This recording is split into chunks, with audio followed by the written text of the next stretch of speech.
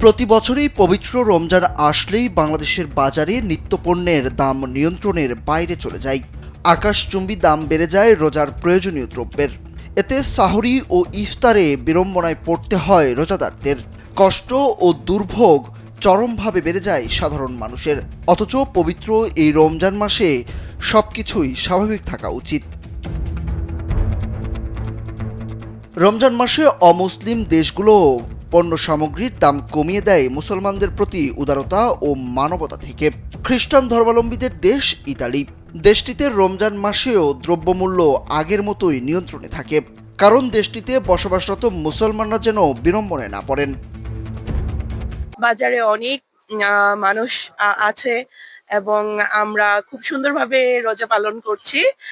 আর বাজারে এসে যেটা বুঝতে পারলাম, আলহামদুলিল্লাহ সবকিছুর দ্রব্যমূল্য নিয়ন্ত্রণেই আছে।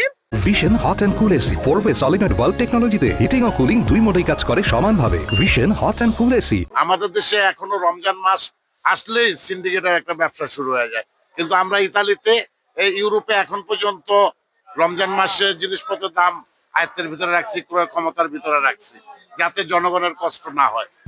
অথচ মুসলিম প্রধান এদেশের চিত্র উল্টো।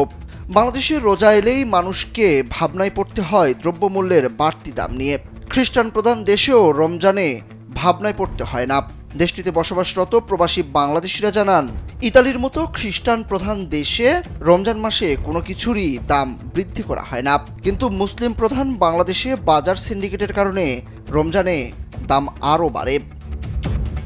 ইউরোপের মাটিতে রমজান উপলক্ষে দ্রব্যমূল্যের দাম আগে যা ছিল এখন তাই আছে, এক পয়সা কেউ বাড়ায় না।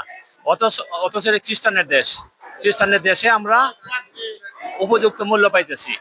এখানে দ্রব্যমূল্যের কোনো ওঠানামা নেই, আগের মতোই আছে এবং সবকিছু সহনশীলতার মধ্যে থাকে।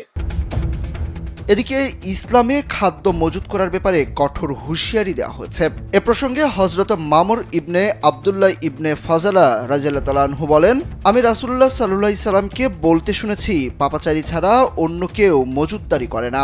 অন্য হাদিসে বর্ণিত হয়েছে, যে ব্যক্তি 40 রাত পর্যন্ত খাদ্যদ্রব্য মজুদ রাখে, আল্লাহর সঙ্গে তার কোনো সম্পর্ক থাকে না।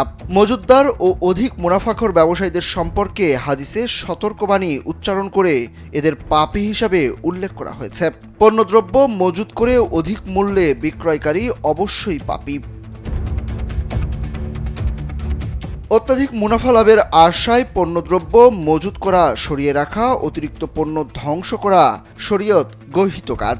এই মর্মে রাসূলুল্লাহ সাল্লাল্লাহু আলাইহি সাল্লাম ভীতি প্রদর্শন করে বলেছেন, কেউ যদি মুসলমানদের থেকে নিজেদের খাদ্যশস্য আটকে রাখে, তবে আল্লাহ তাআলা তার উপর মহামারী ও দারিদ্র্য চাপিয়ে দেবেন।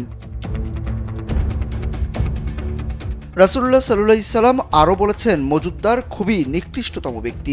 যদি জিনিসপত্রের দাম হ্রাস পায় তাহলে সে চিন্তিত হয়ে পড়ে, আর যদি দাম বেড়ে যায় তাহলে আনন্দিত হয়। সুরুজ আহমেদ, কালবেলা।